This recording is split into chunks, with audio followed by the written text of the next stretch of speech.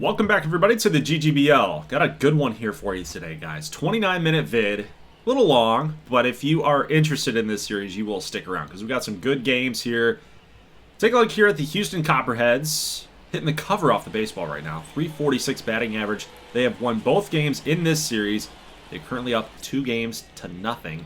And they're taking on Seidel, a 3-9 pitcher with almost nearly an 8 ERA with a 1.87 whip. I think this matchup is a little one-sided. Don't you guys think so? Henry Fukumori on the other side here for Houston, and he's going to get an early lead in this ballgame as Seidel, we're going to jump here to the 4th inning, gives up a home run to Andrew Doby, the first baseman, hard-hitting first baseman. He's got the 17th home run on the season. Let's jump here to the bottom of the 6th inning as we got relief pitcher Gomez coming in for Fukumori. He went 4 1/3 with 6 strikeouts today. Pitched really well. Has shut him out up until this point. We got a 1-out double here for Fletcher. Next batter up is Steve Bourbon. We've seen him come up clutch in opening day action, and he's going to send this thing to the warning track up against the wall. That's definitely going to get the runner home, and it is now tied. A RBI double for Steve Bourbon. And we're going to go all the way here to the bottom of the 9th inning as we're still locked in a dead stalemate here, guys. 1-1 game, bottom 9 situation. We got a double here for Magana. And just like that, New Orleans is in business to win this baseball game. The 10th double there for Magana. Next batter up is Karan. He's going to get a base hit here to right field. We got to come up with a nice throw. Throw coming in, and it will be not in time. New Orleans avoids the sweep. They get a win. A little upset victory here over the Copperheads. Honestly, the Swing, if they can use this victory, use this momentum as a way to kind of turn their season around, they might be able to do it. The Central is not, it's not loaded per se. They've got 2 really good teams in it with St. Louis and Houston, but a lot can happen here. A lot still left to go. We've still got a whole entire half of a season left to go, guys. They could easily make some moves if they get on a little bit of a winning streak here. If they get hot a little, I think they can get it done. But let's take a look at the Swings box score here. We got Magana with the 2 for a day. We got Bourbon with a double, Fletcher double, Karan with a double. Pitching was decent, but it was a very concerted effort. Seidel only 3 1/3 with 7 Ks. So really, the bullpen came through and cleaned it up. Let's get on out here to New York. Taking a look at an AL East rivalry that's brewing. We've got New York and Washington. New York is currently chasing Washington, so it's a big game for both squads. Of course, Reagan Landish above 500 there with a 5-4 record. That whip's got to come down a little bit, but the ERA pretty solid as is.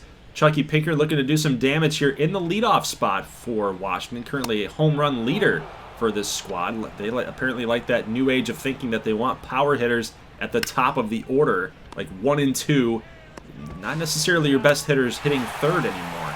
But a double play ball is had for New York, and it was a really fine one made by the shortstop. Reagan Landish getting out of a little bit of a jam, a little mini jam after that initial walk by Chucky Pinkard. But Jake Taylor's going to ground out, and we're going to turn our attention over here to R.J. Dixon, who's got 100 innings and a third. 103rd innings. It's kind of a weird thing to say, but that's the statistic anyway. Bendito Ramriez against RJ. Leadoff triple for this man. He's got some wheels, man. As soon as they threw it home, I'm thinking that he's going home. Really? He's going to turn this thing into an inside the Parker? Crazy. Next batter up, Irving Carlson. Going to lift this out to right field, and that's somehow going to be caught right there. Nice running catch by the right fielder for Washington. Next batter up is our highlighted player here today is Adam Bird. He's going to ground this thing to 3rd. That's DJ Taylor, and he elects to go to 1st to take the out. He sacrifices the run for the out, or he trades it anyway. But as we see on the replay, Bendito was going on contact, and he knows he's got speed to burn. There was no way that DJ was going to get him. He's got a really good arm, but there was no way he was going to get him. So it was the right move by DJ. All right, let's go bottom 2 as New York. Whoa! Looking to get some more offense going here, but J.J. Cabrera, what a play! The big man's got some ups. The diving, sprawling catch, what a catch that it was. Chucky Pinker here in the top of the 3rd inning is going to strike out. 1-1 pitch here. We've got Ken Madrano with a base knock that should be off the base of the wall. Good for a possible double. Should get the run home. But guess what? Possible double. No, sir. He's headed for third. Let it be gunned out. And what a throw. What a relay that this was from the Pizzazz defense. Little tag here at third, and you're done. So bottom third inning, we've got Bird in a clutch situation. He's going to strike out, and Dixon's all pumped up, and I would be too. Let's turn it over here to the top of the fourth. We get a 50-50 call on DJ Taylor. He's going to strike out. Landish painting the corner. Pitching pretty well against this tough-hitting Washington offense. And we got JJ Cabrera. Little ground ball here. Diving play by third base, but shortstop ended up taking it anyway. Next batter up, we've got Quevedo. Base knock. So just when you thought Landish was cruising, he was going to get out of this thing, Quevedo comes up with a base hit. He is so clutch. He's such a good hitter, man. Just keep your eyes out for Ezra Quevedo in the playoffs. If Washington can hold on and make it, of course. 3-1 pitch here, and that will be a fly out to center fielder Bendito Ramriez. So Washington's half of the inning is over. Let's go bottom four, and we've got DeMarcus King sending a ground ball to second base, but throwing JJ Cabrera off the bag. It's just an easy-looking throw, and I think he just flung it too much to the side there. Just didn't get his arm across enough to get it over to first base. So a walk here from Dixon leaves it up to Lauren Duncan. Base knock up the middle. That is to center fielder David Doe. He's going to have to throw into third base here. Good play. But now, guys, with runners on first and second, New York takes the lead here, breaking the tie. Lauren Duncan's a pretty good hitter, too, so you got to watch out for him. Between these two non-custom guys with Bird and Duncan, definitely two guys for the pizzazz we want to keep our eyes out here for. But Chucky Pinkard going to swing and a miss. He's going to offer at that pitch in the dirt. He's kind of having a little rough go of it here in the early going. Julius Aldridge coming on out now to relieve R.J. Dixon. And they're going to get a strikeout here in the fifth inning. So crisis averted there as well with a runner on base. Bullpen game now. If you guys have kind of understood where we're going here with this highlight reel, we got a lot of things happening with the bullpen. But a ground ball to Bird, and what are you doing? What are you doing? Number one, he didn't have a play at second base. I don't care what he thinks. He did not have a play there. And you've got an out just staring you in the face right there with JJ Cabrera. But he throws wide, and Jake Taylor is safe. JJ Cabrera is safe. And then Ezra Quevedo, we talked about him being so clutch, he comes up huge with this base knock. It was just out of the reach of shortstop. That's a huge at-bat right there. 2-2 game now, top six. David Doe coming up. That should be a base hit up the middle. There's a dive. Can't make the play. That will allow the run to score. If he at least made a play, if he knocked it down, maybe they save the run. So Washington takes the lead here. That's all they're going to get here in the sixth inning. Let's go bottom six. We've got Fletcher coming up, and he's going to drill this slider all the way to the wall. Not going to be able to make the play. That should be a leadoff double, and it will be. So New York back in business here. Let's see if they can drive the run home. They will get an out here up on the board. So 2-2 pitch here now to Ruffin. He's going to swing and a miss. He's going to offer at that fastball. And they're going to make a pitching change here now. Victor Cortez, the left-hander. Probably lefty-lefty matchup, and it is. Lefty-lefty matchup. They liked it, but Duncan, base hit. New York ties this baby up, and man, whoa, how slow are you? Fletcher, how slow are you? Jake Taylor almost tagged him out, and it was offline. Well, maybe not. Upon further review, wasn't really that close, but that's all they're going to get here. Tie game now. Chucky Pinkard, we talked about how he'd been kind of struggling just a little bit. Going to kind of bust out of that right now, getting his 19th double on the season. One down here. We've got Chucky Pinkard stealing third base. Whoa, that is a risky play call by him. Risky decision, but he trusts his speed, and he gets there. That is a heads-up decision, because now you've got a potential sac fly situation, but that's not going to matter as Ken Medrano gets a base knock here to give Washington the lead again. So a back and forth battle here between the Swamp Monsters and the Pizzazz. So that's a huge run right there created by Chucky Pinkard. Good job there also by Ken Medrano. So Chet Tate in the top of the seventh comes on and gives up a base hit here to DJ Taylor. That should bring the run home, and that's going to be a throw-off line, and that is definitely going to score the run. And he is not done. He takes third as well. That's a triple for DJ. Fly ball here to right. They're not going to catch it. It's going to go all the way to the wall in foul territory. Duncan trying to make a play. He's been so hot with the bat, he thought maybe he could flash the leather a little bit. But now a 6-3 game as Amari Ruiz comes up with a huge hit. And then this one could fall in, and it does. Bendito is really fast, and he still can't get out there to make the play. And Dudek comes through with a base knock in the ribby. It is now 7-3. Guy that we haven't seen in gameplay yet, I don't believe. Todd Smith coming out in the bottom of the 9th inning. He's going to try to shut this thing down. He's already got an out to his ledger, but he gives up a solo shot to Lauren Duncan. Again, this guy might be a really good hitter, not so great defensively. I want to see more gameplay from Duncan out there in right field, because right now I'm kind of painting him as an offensive player only. So after Smith gets another out, they're going to make a change. They're going to get their closer to come in for one batter, and it's Bendito Ramriez. Vargas versus Bendito Ramriez, and Vargas wins the battle. If you guys had him on your fantasy team, you get credited for another save on the books. And Washington gets a nice win. That was a very nice win. Swamp Monsters now lead the series 1-0. Good game. Very good game. Probably the best one that I have to show you guys tonight. Not going to lie. I really enjoyed cutting that highlight reel up. It was back and forth all game long. Pinkard had that stolen base. A lot of clutch decision making by some of these players. Maybe not so clutch decision making. Again, to that dive in right field. If you can't make the play, don't risk it. You might lose the game because of it. Reagan Landish was solid with 5 Ks.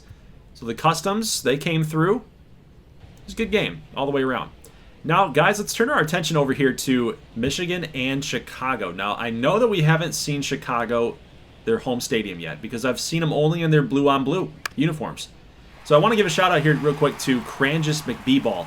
It's a hilarious username, by the way, but he created this stadium, and it is absolutely beautiful. I don't know if you guys are going to be able to see a whole lot of it with these base hits or not, but if you have a chance to download it, look up Crangus McBeeball, and it should show up. It actually should show up as one of the top rated or top downloaded stadiums here.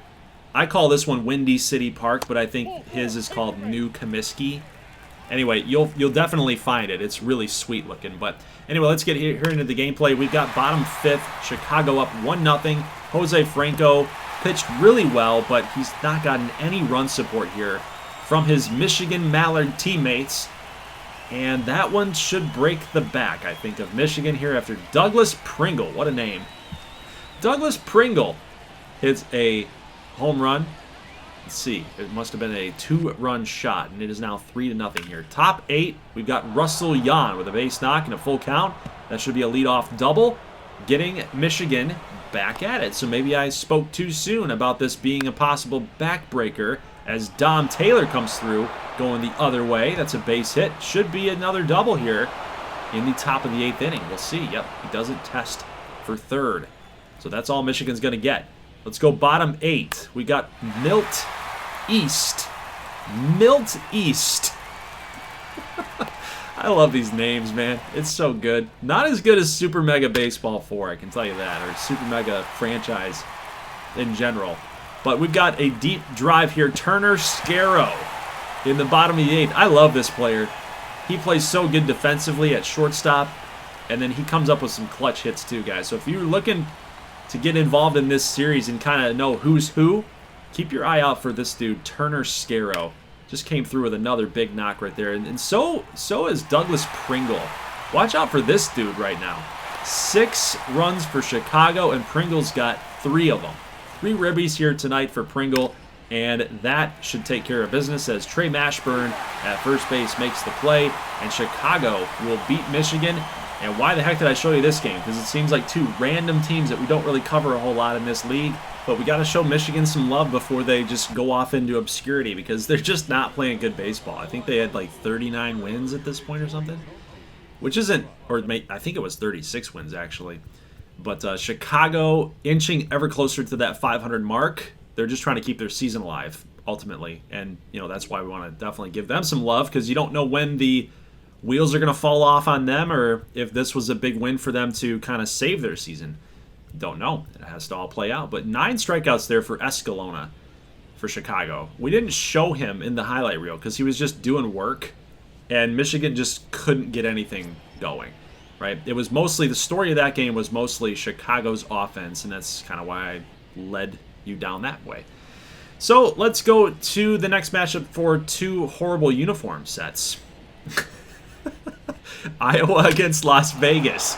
I don't hate Iowa's uniforms, and I don't necessarily hate Vegas, but I think next year I'm going to change Vegas. The red on red with the gold right there, or that sandy desert gold type thing. I don't know. That Nuggets gold, I don't know if I'm feeling it anymore. I think seeing it in gameplay, I think it definitely needs a change. You guys let me know in the comment section what you think, but yeah, Iowa's home uniforms being all purple with the white pinstripes, it's just amazing. It's so cool looking.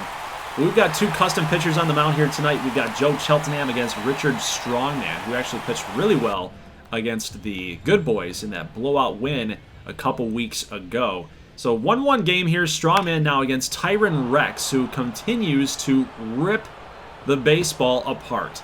This dude is nutsos. He's got so much speed. Look at, he's on third. Like, for most people, that's a double. But Tyron Rex gets in with a triple. Next batter up is Ortega. That's a base knock here. Xavier Hawkins cannot make the play at shortstop, but that's okay. Not many can.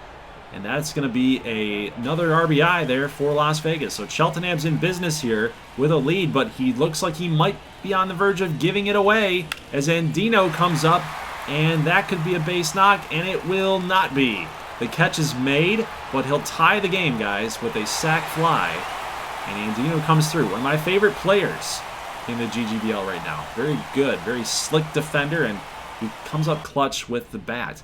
So 2-2 game here, top four, 1-2 pitch here to perhaps Las Vegas's most feared hitter, their shortstop, Nelson De La Cruz, and that ball is dropped. What? Dude, you got to make the catch. That will be a double for De La Cruz. Next batter up is Aitken. He's going to move the runner over. So De La Cruz moves over to the third. So clutch situation now for Strongman and the Reapers. Can they get this thing done? That's a ground ball, hot shot to Andino. I just sang his praises on defense, but he's going to bobble the ball. Can't make the play at first. The run will score. Vegas with the lead now, 3-2. We're going to jump here to the top of the eighth after a walk. Actually, back-to-back walks, and then base knock right past Xavier Hawkins. That'll definitely score the run, but now got a bobble out there in left field. Get the throw in quickly. Runner will not advance, and luckily for Iowa, none of that is going to come to pass. So Las Vegas only going to get a run on that situation. Bottom ninth, 2-2 pitch. Gallegos comes on, and they will lock it down. They'll batten down the hatches. 4-2 win. Reapers offense did nothing. Their defense didn't really help them out today either. Nuggets get a nice win here. 4-2 with 10 hits scattered across. Interesting that they had 10 hits today, but only 4 runs to show for it. It's not the worst thing in the world, but could have been a lot better. Could have had a lot more runs up on the board here. Yeah, I mean, you could look at just their box score. About Tyron Rex had a triple. He had another multi-hit game. Cheltenham was really good with 8 strikeouts. The 4 walks need to cut down on that a little bit, but man, he was solid. Shut the Reapers down. They've got a good offense, and Salvatore, Nick Drake, kind of shut down today. So you tip your cap and you move on. Nashville Heat against the Blue Sox. 46-41 Nashville. They're having a good season. And again, that NL Central, talked about it real quick. Houston, Nashville, St. Louis. Got a lot of teams like vying for positioning, jockeying for positioning inside that division. So this is a big one for both squads. Carolina just trying to stay afloat, trying to keep up with the Richmond Good Boys. I believe the Philadelphia Flight are also challenging in the NL East. So really, like, the theme that I'm noticing here with a lot of the GGBL uploads that have been happening lately, how do the good teams stack up against each other? And then how do the wild card teams or the wild card chasers, how do they fare against one another? Right, so that's been kind of the narrative that's being drawn here in the last couple episodes. But 3-2 pitch here for Finger. He's going to walk the next batter. Going to walk a runner home. Yeah, you can say that he's in a finger jam. Brutal. 1-2 pitch. Diving attempt here for Bill Stevens. He can't make the play. Runner would probably have scored anyway. They had to freeze anyway. They got a tag in case he does make the catch, but it's all right, Bill.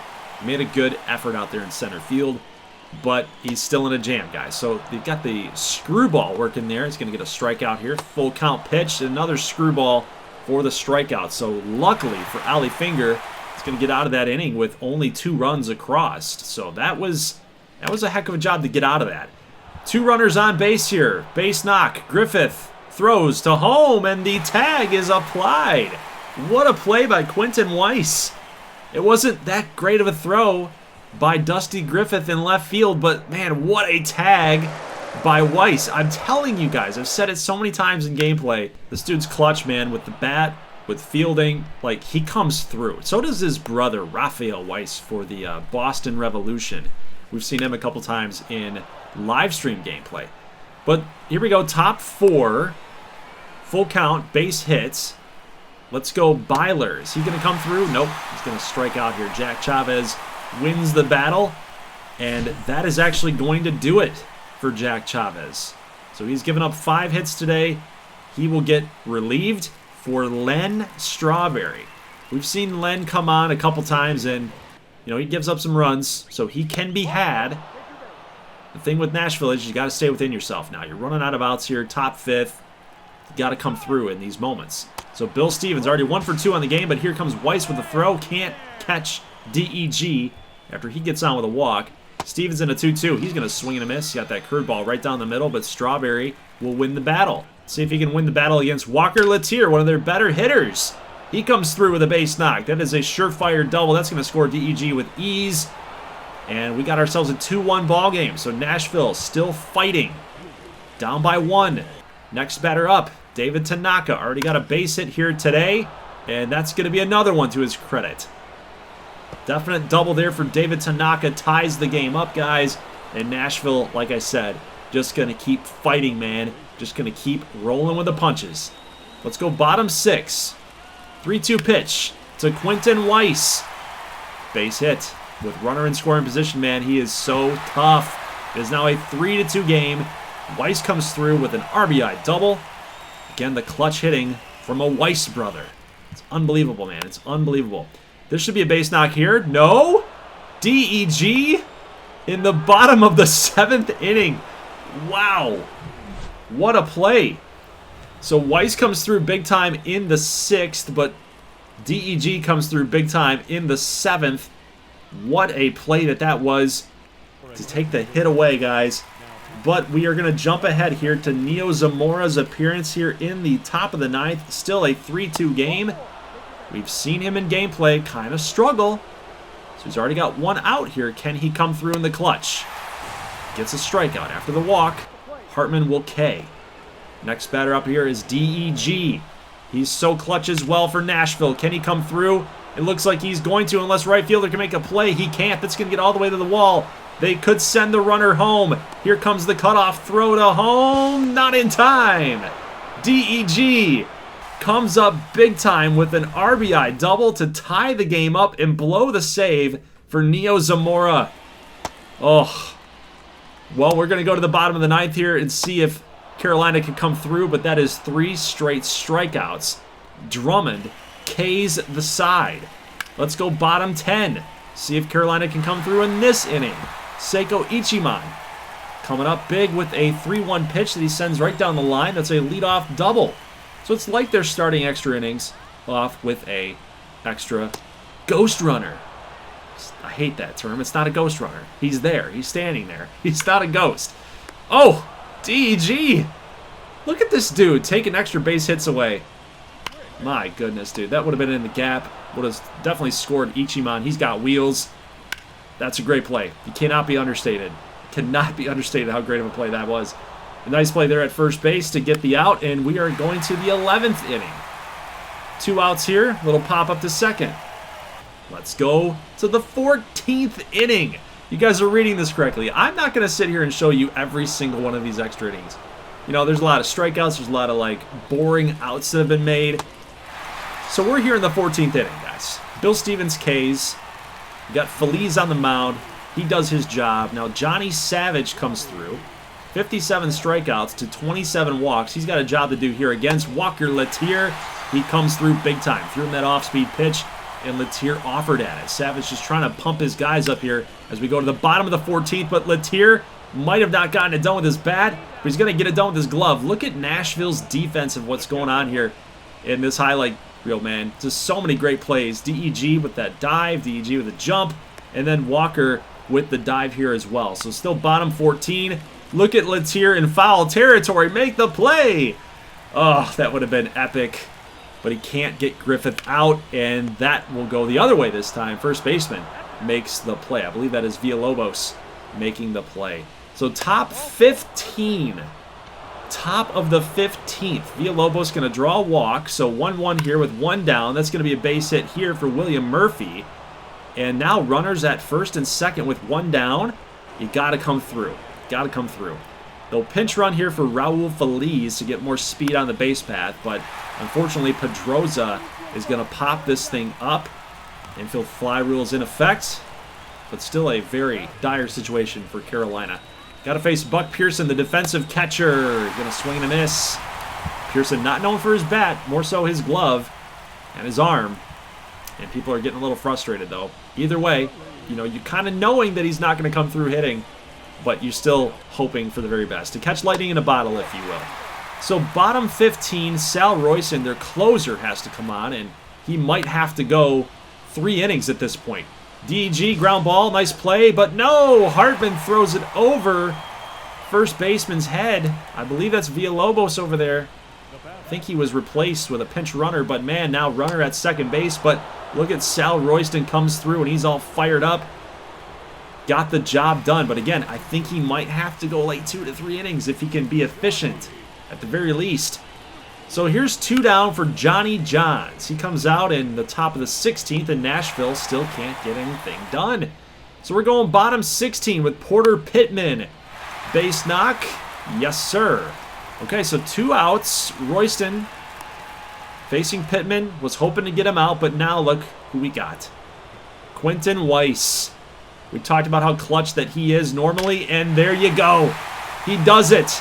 Game over. He sends the fans home sleepy. But they should be really awake now. We can all celebrate. The game's over. Quentin Weiss, 9th home run of the season. Look how pumped up he is. Man, this guy brings the fire, dude. I like him. I like Quentin Weiss. I might be slowly becoming a Carolina Blue Sox fan. Can I say that if I'm the commissioner? Can I take sides? Can I take favorites? I like them all. What am I talking about? They're my babies. They're all my babies, even though the LA Knights, I can't stand them. They're like the overachieving son or something. Like, he has to constantly tell me how good he is. It's like, well, that's nice, but your brother stinks. So let's help him out a little bit, huh? You know, give him a little bit of attention and some love. Let's not get into the family dynamics of the GGBL, but we got DEG with 2 doubles, Letier with a double, Tanaka, Bill Stevens, DEG with 2 stolen bases, Ollie Finger with 4 walks, 4 fingers, 1 thumb. Why he couldn't have had 5 walks, I don't know. I'm done with the finger jokes. Let's move on here. But the Carolina Blue Sox offense was driven by the bottom of the order. We had Porter Pittman with a couple hits, Quentin Weiss with 3 hits. It's a good game for the bottom of the order. So guys, tomorrow night, I'm going to see you for Seattle against Richmond. Should be a good game against 2 good clubs here, playoff contending clubs. And the reason for this is that, you know, this video is a little bit longer, and this game would push this video to even longer length. So I'm pushing this to kind of be the mini game of the week. We'll have a longer cut highlight reel for this game. It was a good one, just a little spoiler alert.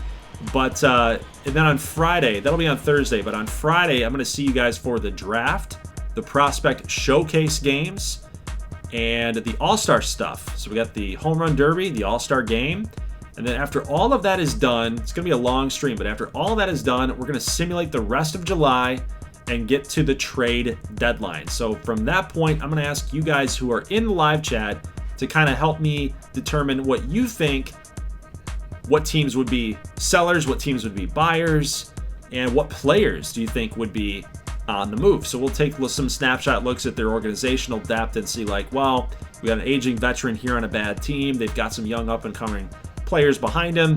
Makes sense to move that guy. So Pretty fun stream all around. We got a ton of things to cover here on Friday night. So I'll see you guys in the next one. As always, thank you so much for watching, and peace.